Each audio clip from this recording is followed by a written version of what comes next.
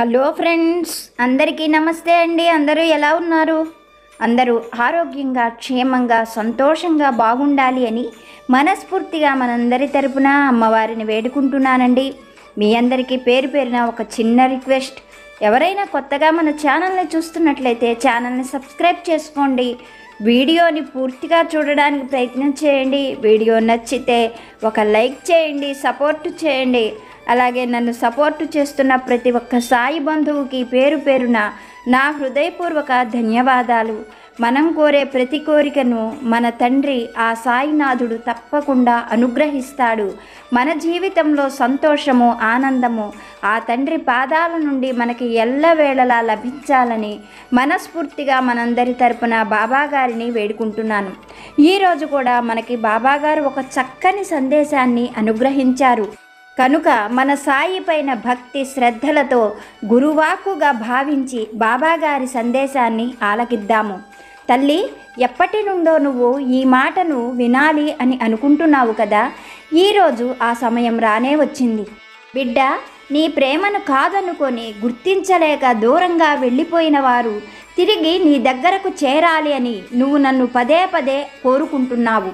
వారి కోసం నువ్వు ఎంతగా పరితపిస్తున్నావో, వాళ్ళ కోసం నువ్వు ఎంతగా ఎదురు చూస్తున్నావో, ఎంతగా కన్నీరు పెట్టుకుంటున్నావో నాకు బాగా తెలుసు. తల్లి, నీకు ఆనందం కలిగించే ఒక ముఖ్యమైన రహస్యాన్ని ఇప్పుడు చెప్పబోతున్నాను. శ్రద్ధగా విను. తల్లి, ఈ లోకంలో ప్రేమను మించిన గొప్ప శక్తి మరి దేనికి లేదు అని చెప్పడంలో ఏ మాత్రము అతిశయం లేదు, ఆశ్చర్యం లేదు. బిడ్డ, నీ ప్రేమ కూడా ఎంతో గొప్పది, చాలా విలువైనది, చాలా శక్తివంతమైనది. అలాగే నీ కోరిక నెరవేరేటట్లుగా నేను నిన్ను ఇప్పుడు అనుగ్రహించబోతున్నాను. బిడ్డ, త్వరలోనే నీ నుండి దూరంగా వెళ్ళిపోయిన వారు నీ ప్రేమను తెలుసుకుంటారు. అలాగే నీ విలువను కూడా తప్పకుండా తెలుసుకుంటారు. వాళ్ళు నిన్ను వెతుక్కుంటూ తప్పకుండా తిరిగి వచ్చే రోజు త్వరలోనే రాబోతున్నది. ఇది అక్షర సత్యం, ఖచ్చితంగా జరిగి తీరుతుంది. నేను జరిపించి తీరుతాను.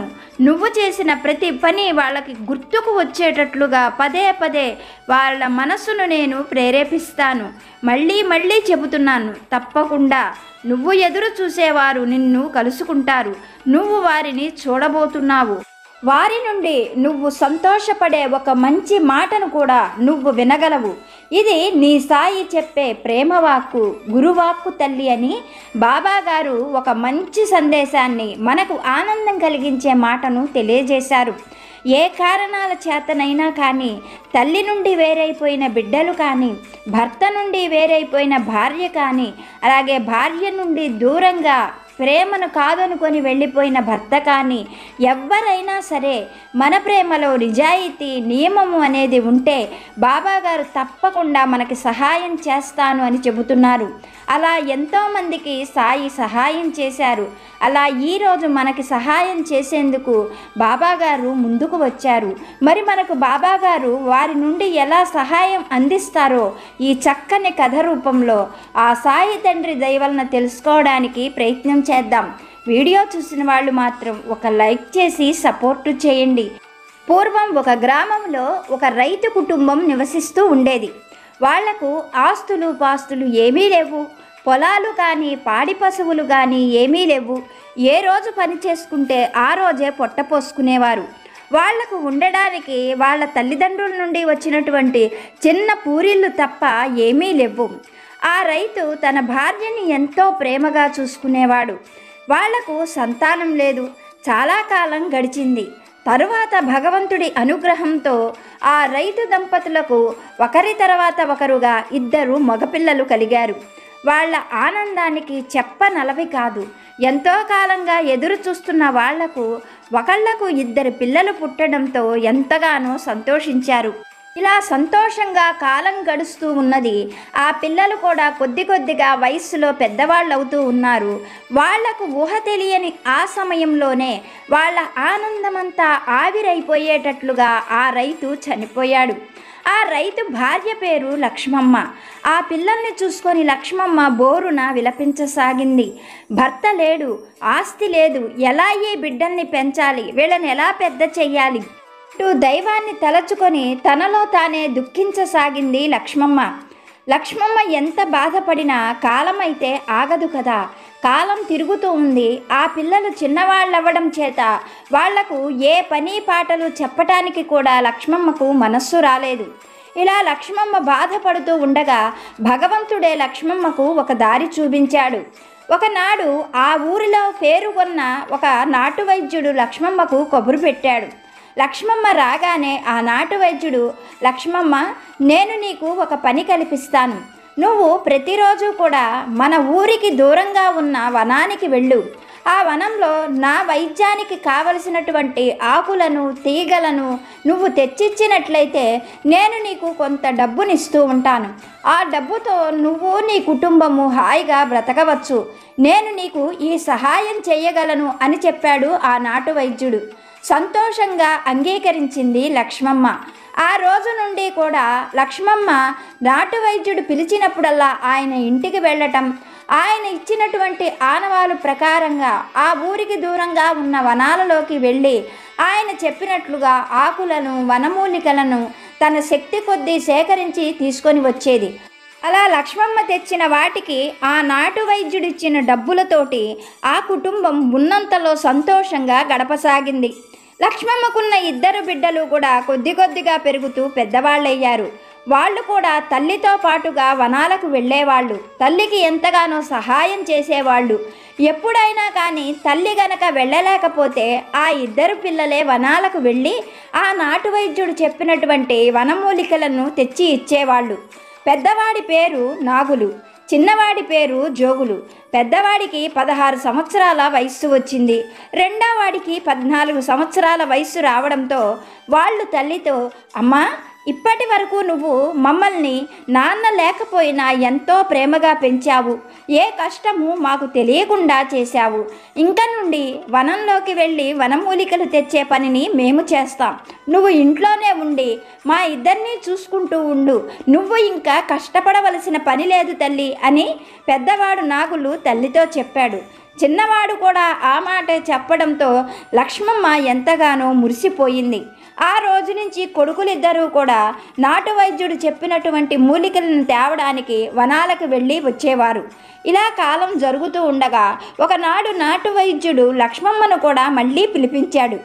అలా లక్ష్మమ్మ తన 2 బిడ్డలతో వైద్యుడి దగ్గరికి రాగానే వైద్యుడు లక్ష్మమ్మను కూర్చోబెట్టి, లక్ష్మమ్మ, నేను మొన్న పట్నం వెళ్ళి వచ్చాను. పట్నంలో బాగా పేరున్న ఒక వర్తకుడికి తీవ్రమైన జబ్బు చేసింది.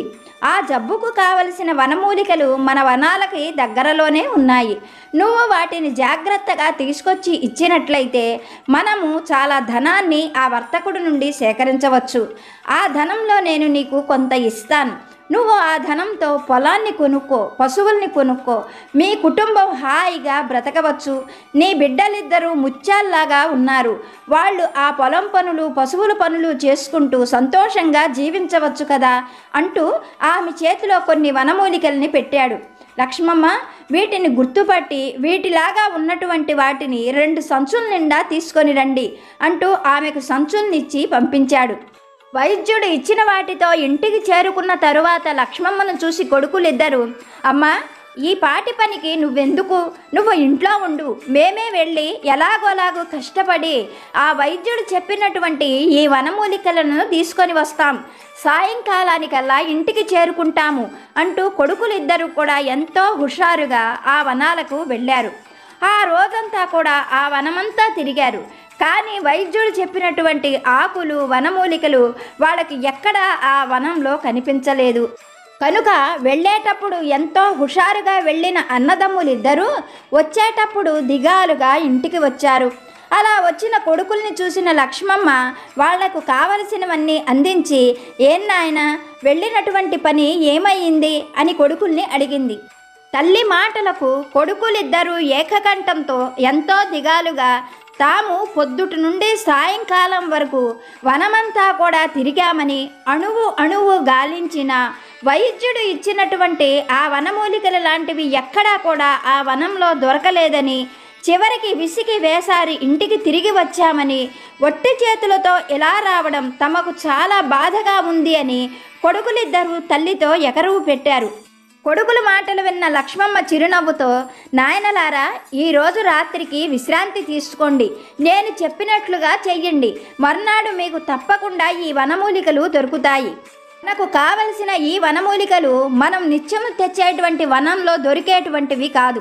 ఇవి చాలా విలువైనటువంటి వనమూలికలు. వీటి కోసం మీరు ఎక్కువగా శ్రమ పడవలసి ఉంటుంది, ఎక్కువ దూరం ప్రయాణం చేయవలసి ఉంటుంది. మన వనాలకు అవతలగా ఉన్న దూరంగా కనిపించే ఆ కొండల మీదకు వెళ్ళాలి. ఆ కొండల్లోనే ఈ వనమూలికలు ఉంటాయి అని కాలం నాడు నాకు మీ నాన్న చెప్పారు. కనుక రేపు మీరు ఉదయాన్నే లేచి బయలుదేరి వెళ్ళండి. ఆ కొండల మీద ఈ వనమూలికలు ఉంటాయి. వాటిని జాగ్రత్తగా తీసుకొని సాయంకాలానికి ఇంటికి చేరుకోండి. నేను మీకోసం ఎదురు చూస్తూ ఉంటాను అంటూ కొడుకులిద్దరిని బుజ్జగించింది లక్ష్మమ్మ. అన్నట్లుగానే మర్నాడు తెల్లవారుజామునే కొడుకులిద్దరూ కూడా నిద్రలేచి తల్లి పెట్టినటువంటి చద్దన్నం తినేసి గబగబా నడుస్తూ ఆ వనాన్ని దాటి కొండల వైపుకి బయలుదేరారు. అలా వాళ్ళిద్దరూ వడివడిగా నడుస్తూ మధ్యాహ్నం అయ్యేసరికి ఆ కొండ ప్రాంతాలకు చేరుకున్నారు. లక్ష్మమ్మ చెప్పినట్లుగా వైద్యుడిచ్చినటువంటి ఆ వనమూలికలు ఆ కొండ ప్రాంతంలో బాగా పుష్కలంగా ఉన్నాయి. అన్నదమ్ములిద్దరూ కూడా ఎంతో సంతోషంగా హుషారుగా గబగబా ఆ వనమూలికలను వైద్యుడిచ్చిన 2 సంచుల్లో నిండా నింపేశారు. తాము పడినటువంటి శ్రమంతా కూడా రేపటికి డబ్బు రూపంలో తమకి అందుతుంది అని తెలిసి అన్నదమ్ములిద్దరూ కూడా ఎంతగానో సంతోషించారు. ఒకరిని ఒకరు మెచ్చుకుంటూ ఆ కొండంతా కూడా కలయదిరుగుతున్నారు. మళ్ళీ ఎప్పటికో కానీ ఈ కొండ వైపుకి రాము కదా అని అనుకుంటూ అన్నదమ్ములిద్దరూ కూడా తిరిగి చూసేసరికి సాయంకాలం వేళయింది. వెంటనే పెద్దవాడు నాగులు, తొందరగా ఇంటికి వెళ్ళిపోదాం, మళ్ళీ మనం నడిచి వెళ్ళేసరికి రాత్రి వేళ అయిపోతుంది, ఇదంతా కూడా వనం కనుక ఇక్కడ ఏ జంతువులు ఉంటాయో తెలియదు కదా, తొందరగా వెళ్ళిపోదాం అంటూ తమ్ముణ్ణి తొందర పెట్టసాగాడు. కానీ చిన్నవాడైన జోగులు మాత్రం అక్కడే ఉన్న ఒక బండకు ఆనుకుంటూ, ఇంకా అడుగు తీసి అడుగు వేసే ఓపిక కూడా నాకు లేదు, కొద్దిసేపు మనం ఇక్కడే ఉందాం, తరువాత లేచి వెళ్ళవచ్చు, ఏవీ భయపడవలసిన అవసరం లేదు, ఒకసారి పైకి లేచి నడక మొదలు పెట్టాము అంటే రాత్రి ఇంటికి చేరే వరకు ఎక్కడా ఆగవలసిన పని లేదు, నన్ను మాత్రం కాసేపు ఇక్కడ కూర్చోనివ్వు అంటూ అక్కడున్న ఆ బండకు జారిగిల పడ్డాడు జోగులు. తమ్ముణ్ణి ఎంతగానో నచ్చజెప్పి తొందరగా తీసుకొని వెళ్ళాలని ప్రయత్నం చేశాడు నాగులు. కానీ అతని ప్రయత్నం ఫలించలేదు. ఆ స్థితిలో తమ్ముణ్ణి అలా వదిలిపెట్టి వెళ్ళడం నాగులకి ఏమాత్రం ఇష్టం లేదు. చేసేది ఏమీ లేక నాగులు కూడా మరొక బండను చూసుకొని తను కూడా అక్కడే జారిగిల పడ్డాడు. సాయంకాలం పూర్తయిపోయి చంద్రోదయం అయ్యింది. ఇద్దరూ కూడా పొద్దుటి నుండి నడిచి నడిచి బాగా అలసిపోయారు. చల్లటి గాలి, ఎవ్వరూ కదిలించే వాళ్ళు కూడా లేరు. ఆకు కదిలినా వినిపించేంత స్పష్టమైన నిశ్శబ్దం. చల్లటి గాలి వల్ల ఇద్దరి అన్నదమ్ములకి కూడా చక్కగా నిద్ర వచ్చేసింది. ఇద్దరూ కూడా అలా నిద్రపోతూ ఉండగా రెండోవాడైన జోగులకి అకస్మాత్తుగా మెళుకు వచ్చింది. చుట్టూ చూస్తే పిండి ఆరబోసినట్లుగా ఉన్న ఆకాశంలోని వెన్నెల తప్ప ఏమీ కనిపించలేదు. ఇలా ఉండగా వీళ్ళకి కొద్ది దూరంలో ఒక పెద్ద బండరాయి ఉంది. ఆ బండరాయి అవతల నుండి ఏదో అలికిడి అవ్వడంతో జోగులకు మెళుకు వచ్చింది. తను లేచి తన అన్నను కూడా లేపి అవతల వైపు నుండి ఏదో అలికిడి అవుతున్నది, అక్కడికి ఏదైనా పులి కానీ సింహం కానీ వచ్చిందా అని భయంగా అన్నను అడిగాడు. ఆ మాటలకు నాగులు చిన్నగా మాట్లాడుతూ, పులులు సింహాలు ఇక్కడికి ఏవీ రావు, ఏ కోతో కొండముచ్చో వచ్చి ఉంటుంది, నువ్వేమీ భయపడకు అంటూ తమ్ముణ్ణి దగ్గరగా పొదివి పట్టుకున్నాడు. మరికొద్ది క్షణాలకు ఆ బండరాయి వెనక నుండి శ్రావ్యమైన సంగీతము, అందమైన నవ్వులు వినిపించాయి. అవి వినగానే జోగులు భయంతో నాగుల్ని గట్టిగా పట్టుకుంటూ, అన్నా, ఏదో భూతమో దయ్యమో వచ్చినట్లుంది అంటూ భయపడ్డాడు. తమ్ముడి మాటలతో అన్న, నువ్వేమీ భయపడకు, ఈ కొండ దేవతల కొండని అమ్మ చెప్పింది, అందుకని మనం భయపడవలసిన పని లేదు అంటూ అన్నదమ్ములిద్దరూ మాట్లాడుకుంటున్నారు. వీళ్ళిలా మాట్లాడుకోవడంతో ఒక్క క్షణంగా ఆ అందమైన సంగీతము, నవ్వులు ఆగిపోయినాయి. కొద్ది క్షణాల్లోనే ఆ కొండ చాటు నుండి ఒక 4 దేవకన్యలు నాగులు జోగులు దగ్గరకు చేరుకున్నారు. వాళ్ళను చూడగానే నాగులకి జోగులకి పరమ సంతోషం కలిగింది. ఎందుకంటే ఎప్పుడూ కూడా అటువంటి అందమైన మొహాలను, అంత అందమైన సంగీతాన్ని, నవ్వులను వీళ్ళు చూసి ఉండలేదు. అవి చూడగానే నాగులు జోగులు కూడా ఇద్దరు సంతోషంతో చప్పట్లు కొడుతూ, ఎవరు మీరు? మిమ్మల్ని చూస్తుంటేనే మాకు చాలా సంతోషంగా ఉంది అని అడిగారు. అందుకు ఆ దేవకన్యలు, మేము గంధర్వ కన్యలం, మేము సంతోషంగా గడపాలి అన్న ఉద్దేశంతోనే పౌర్ణమి రోజు ఈ కొండ మీద ఆడుకునేందుకు అప్పుడప్పుడు ఇక్కడికి వస్తాం. మిమ్మల్ని చూస్తుంటే మాకు కూడా చాలా సంతోషంగా అనిపిస్తున్నది అని చెప్పారు ఆ గంధర్వ కన్యలు. మాటలు విన్న రెండో వాడు జోగులు పరమ సంతోషంగా, మీరు గంధర్వులా? మీరు ఎక్కడ ఉంటారు? మీ ఊరేమిటి? అంటూ అమాయకంగా ప్రశ్నించాడు. అయితే పెద్దవాడైన నాగులు మాత్రం వాళ్ళు తమకు ఏదైనా అపకారం చేస్తారేమోనని భయపడ్డాడు. ఆ గంధర్వ కన్యలు ఆ అన్నదమ్ముల్ని చూస్తూ, మీరు భయపడవలసిన పని లేదు, మేము మీకు ఏ అపకారము చెయ్యము, ఇదిగో ఆ కనిపిస్తున్నదే మా ఊరు అంటూ పడమర దిక్కుని చూపించారు. వాళ్ళు అన్నదమ్ములిద్దరూ కూడా అటువైపు చూడగానే అక్కడ ఒక పెద్ద ఇంద్రధనస్సు కనిపించింది. ఇంద్రధనస్సును చూడగానే జోగులు, అది ఇంద్రధనస్సు కదా, వర్షాకాలంలో మా ఊళ్ళో కనిపిస్తుంది అన్నాడు అమాయకంగా. అప్పుడు గంధర్వ కన్యలు, అది ఇంద్రధనస్సు కాదు, మా ఊరు వెళ్ళే వంతెన అని చెప్పారు. ఆ మాటలకు జోగులు ఎంతగానో సంబరపడిపోతూ, అయితే మేము కూడా మీ ఊరు రావచ్చా? ఎలా రావాలి అంటూ ప్రశ్నించాడు. ఆ మాటలకు గంధర్వ కన్యలు పకపక నవ్వుతూ, దాందేముంది, మేం తీసుకొని వెళతాం, మా ఊరు రండి, మీకు నచ్చినంత కాలం మా ఊళ్ళో మాతో పాటు ఉండవచ్చు, మీకు ఇష్టం లేనప్పుడు మళ్ళీ మేము మిమ్మల్ని తీసుకొని వచ్చి ఇక్కడే దిగవిడిచి వెళ్ళిపోతాం. ఎంతో సుతారంగా అన్నదమ్ములిద్దరు చేతులు పట్టుకున్నారు. ఎప్పుడూ కూడా అటువంటి స్పర్శను అనుభవించలేదు ఆ అన్నదమ్ములు. ఇద్దరికీ కూడా గంధర్వ కన్యల చేతులు తాకగానే ఒక కొత్తదనంగా, సంతోషంగా అనిపించింది. ఆ గంధర్వ కన్యలు అన్నదమ్ములిద్దరినీ కూడా సుతారంగా పట్టుకొని ఆ ఇంద్రధనస్సు మించి వాళ్ళ లోకానికి వెళ్ళిపోయారు. ఆ లోకానికి వెళ్ళగానే అన్నదమ్ములిద్దరికీ ఎంతో ఆనందం కలిగింది. వాళ్ళు ఆ లోకంలో కోరినంత తిండిని తిన్నారు, వాళ్ళకి ఇష్టమైన బట్టలు కట్టుకున్నారు, ఇష్టమైన చోట తిరిగారు. ప్రతినిత్యము, ప్రతిరోజు, ప్రతి క్షణము కూడా ఆ గంధర్వకాంతల మాటలు వీళ్ళకు వినే కొద్దీ వినాలనిపిస్తున్నది. వాళ్ళ పాటలు వింటున్నా కానీ వీళ్ళు మైమర్చిపోతున్నారు. ఇలా కాలం జరిగిపోతూ ఉన్నది. నాడు ఆ అన్నదమ్ములిద్దరూ ఆ గంధర్వ నగరంలో విహరిస్తూ ఉండగా అక్కడ ఒక పెద్ద మహావృక్షం వీళ్ళని ఎంతగానో ఆకర్షించింది. దానికి అల్లుకొని ఉన్న తీగలను చూడగానే పెద్దవాడైనటువంటి నాగులకి ఏదో విషయం గుర్తుకు వచ్చిన వాడిలాగా తన తమ్ముడితో, జోగులు, ఈ తీగల్ని చూస్తుంటే నీకేమైనా గుర్తుకొస్తున్నదా అని అడిగాడు. ఆ మాటలకు జోగులు బాగా ఆలోచించి, అవును అన్న, మనము ఈ తీగలను తీసుకొని వస్తాము అని చెప్పి మన అమ్మ దగ్గర నుండి బయలుదేరి వచ్చాం కదా, మనం వచ్చింది నిన్నో మొన్నో అయ్యి ఉంటుంది, మనం ఇంకా తొందరగా ఇంటికి వెళ్ళిపోవాలి, మన అమ్మ మన కోసం ఎదురు చూస్తూ ఉంటుంది, పద పద తొందరగా వెళ్ళిపోదాం అంటూ అన్నను తొందర పెట్టాడు. మరుక్షణంలోనే వాళ్ళు గంధర్వ కన్యల దగ్గరకు వెళ్ళి, అక్కలారా, మేం వచ్చి చాలా సమయమైంది, పొద్దుననంగా ఇంటి దగ్గర నుండి బయలుదేరాము, ఆ అమ్మ మా కోసం ఎదురు చూస్తూ ఉంటుంది, ఎంత సమయం గడిచిందో తెలియడం లేదు అని చెప్పాడు. ఆ మాటలకు గంధర్వ కన్యలు, మీ లోకంలో లాగా మా లోకంలో సమయాన్ని కొలిచే పరికరాలు ఏవీ ఉండవు, మీకు మీ లోకం వెళ్ళాలనిపిస్తున్నదా? ఏ, మా లోకం మీకు నచ్చలేదా అంటూ అడిగారు.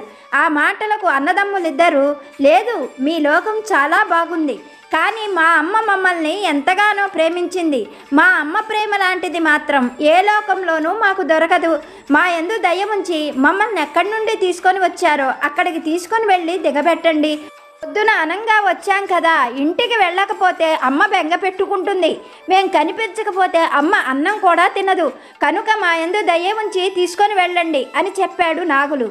వారి మాటలకు గంధర్వ కన్యలు సరే అన్నట్లుగా తల ఊపి ఆ అన్నదమ్ములిద్దరినీ కూడా మళ్ళీ ఇంద్రధనస్సు లాంటి ఆ వంతెన మీదగానే నడిపించుకుంటూ ఎక్కడ నుండి తీసుకొని వెళ్ళారో అక్కడికి తీసుకొని వచ్చి దిగబెట్టారు. తరువాత వాళ్ళు వాళ్ళ దారిన వెళ్ళిపోయారు. అన్నదమ్ములిద్దరూ కూడా ఏ రాత్రి వేళ వెళ్ళాము, తెల్లవారిన తర్వాత వచ్చాము అనుకుంటూ కొండంతా కూడా కలయి చూశారు. కానీ చాలా నెలలు గడిచిపోయినట్లుగా వాళ్లకు అనిపించింది.